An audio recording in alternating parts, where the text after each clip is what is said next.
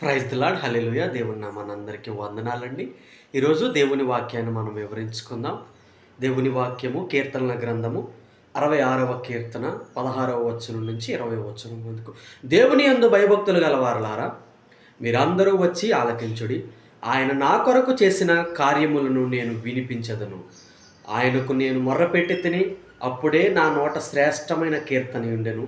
నా హృదయములో నేను పాపమును లక్ష్యము చేసుకున్న ఎడల ప్రభువు నా మనవి వినకపోవును. నిశ్చయముగా దేవుడు నా మనవిని అంగీకరించి ఉన్నాడు. ఆయన నా విజ్ఞాపన ఆలకించి ఉన్నాడు. దేవుడు నా ప్రార్థనను త్రోసివేయలేదు. నా యొద్ద నుండి తన కృపను తొలగింపలేదు. ఆయనను సన్నతింపబడునుగాక. దేవునికి స్తోత్రం కలుగునుగాక. ఇక్కడ ఏం మాట్లాడుతున్నాడంటే కీర్తనాకారుడు, దేవుని యందు భయభక్తు గలవారలారా, మీరందరూ వచ్చి ఆలకించండి. ఇది కొంతమందికే లేకపోతే కొంతవరకే అనే కాకుండా దేవుని యందు ఎవరికైనా సరే భయభక్తులు కలిగి ఉంటే వారందరూ కూడా వచ్చి ఏం చేయాలటండి? ఆలకించమంటున్నాడు. ఏమని? ఆయన నా కొరకు చేసిన కార్యములను నేను వినిపించదును. మనం అందరం కూడా సాక్ష్యం రూపంలో చూడండి, కార్యాలు, దేవుడు చేసిన కార్యాలను మనం చెప్తూ ఉంటాం.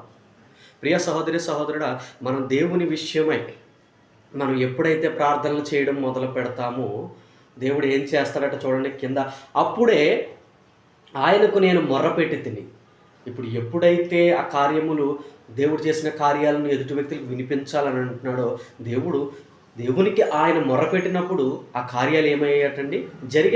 జరిగిన కార్యాలను మీతో చెప్పుకోవడానికి కీర్తనాకారుడు సిద్ధముగా ఉన్నాడు. అయితే ఇంకా ఏంటంటే అక్కడ చూడండి, ఆయనకు నేను మొర్రపెట్టి తిని, అప్పుడే నా నోటన శ్రేష్టమైన కీర్తన ఉంది. ఇక్కడ దీని అర్థం ఏంటంటే అండి, మనము దేవుని యందు విశ్వాసతను కోల్పోకుండా ఉండడానికి నిత్యము ఆయన్ని స్తుతిస్తూ ఉండాలి. ఎలా ఉండాలంటే నిత్యము ఆయన్ని స్తుతిస్తూ ఉండాలి. ఎలా? పాటల ద్వారానో, వాక్యము ద్వారానో, ప్రార్థన ద్వారానో, దేని ద్వారా అయినా సరే కానీ మనం దేవుణ్ణి ఏం చేయాలి? స్తుతిస్తూ ఉండాలి. ఇంకా ఏం మాట్లాడుతున్నాడో చూడండి, నా హృదయములో నేను పాపమును లక్ష్యములు చేసిన ఎడల ప్రభువు నా మనవిని వినకపోవును. నా హృదయములో నీవు మొట్టమొదటిగా నీకు ఆలోచన ప్రేరేపించగలిగజేసేది నీ హృదయము, నీ మనస్సు. ప్రియ సహోదరి సహోదరుడు, ఎప్పుడైతే నువ్వు పాపము చేయాలని అనుకుంటూ ఉన్నావో నువ్వు దాన్ని ఏం చేయాలి?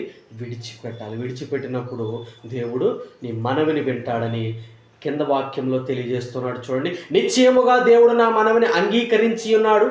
ఆయన నా విజ్ఞాపన ఆలకించి ఉన్నాడు. దేవుడు నా ప్రార్థనను త్రోసివేయలేదు. ఒకవేళ నిజముగా నీకు చెయ్యలేని పరిస్థితి ఉండి నువ్వు ఒకవేళ అదే స్థితిలో ఉండిపోయి ఆ పాపంలోనే ఉండిపోయి ఉంటే దేవుడికి నువ్వు మొర్రపెట్టినప్పుడు, ప్రియ సహోదరి సహోదరుడా, ఇక్కడ చాలామంది అనుకుంటారు నువ్వు ఎన్ని పాపాలు చేసినా సరే కానీ దేవుడు నిన్ను క్షమించేస్తున్నాడా? తప్పండి అది. ఒకానొక సమయం వరకు దేవుడు ఏం చేస్తాడంటే వాటిని గమనిస్తూ ఉంటాడు. ప్రియ సహోదరి సహోదరుడా, ఆ అవకాశము నీకు దేవుడు ఇస్తూ ఉంటాడు. నువ్వు విడిచిపెట్టాలి. విడిచిపెట్టి దేవుని ఎదుటకు తిరిగినప్పుడు ప్రియ సహోదరి సహోదరుడా, నీ దేవుడు నిన్ను రక్షిస్తాడు. ఒకవేళ నువ్వు అనారోగ్యంతో బాధపడుతూ ఉంటే దేవుని వైపు చూడు. నువ్వేనా ఇబ్బందుల్లో ఉంటే దేవుని వైపు చూడు. ఆర్థికంగా బాధపడుతూ ఉంటే దేవుని వైపు చూడు. నీ కుటుంబ స్థితి సరిగా లేకపోతే నువ్వు దేవుని వైపు చూడు. ప్రియ సహోదరి సహోదరుడా, ఈరోజు దేవుని వాక్యము తెలియజేస్తుంది ఏమనగా, దేవుడు నీ ప్రార్థనను తోసి వేయడు. ఆమేన్. ఇంకా మాట్లాడుతున్నాండి, నా యొద్ద నుండి తన కృపను తొలగింపలేదు, ఆయనను సన్నుతింపబడును గాక. ఎప్పటికీ మనం అనుకుంటామండి, ఒకవేళ మనకి ఏ కష్టం వచ్చినా, ఏ శ్రమ వచ్చినా, మన స్థితి మారిపోయినా సరే కానీ మనం ఏమనుకుంటామంటే దేవుడు నా చెయ్యి విడిచాడేమో అని. ప్రియ సహోదరి సహోదరుడా, ఇక్కడ దేవుడు మీకు తెలియజేస్తున్న మాటలు కీర్తనాకారుడి ద్వారా, దేవుడు ఎన్నడూ నీ ప్రార్థనను తోసివేయడు. నువ్వు ఏ స్థితిలో ఉండి ప్రార్థన చేసినా, నువ్వు ఏ స్థితిలో ఉండి నువ్వు దేవుణ్ణి అడిగినా, ఏ స్థితిలో ఉండి దేవుడిని మొర్రపెట్టినా దేవుడు నీ ప్రార్థనను తోసి వేయడు. ఆయనను కృప ఎన్నడూ మన నుండి తొలగిపోదు. దేవునికి స్తోత్రం కలుగునుగాక. నీ పాపములను విడిచిపెట్టి నువ్వు దేవుని వైపు తిరిగిన ఎడల దేవుడు నీ మనవిని ఆలకించును. ఆమేన్. దేవుడి కొద్ది మాటలు మన వినికిడిలో దీవించి ఆశీర్వదించును గాక. మీ brother Samuel Tej. Praise the lord.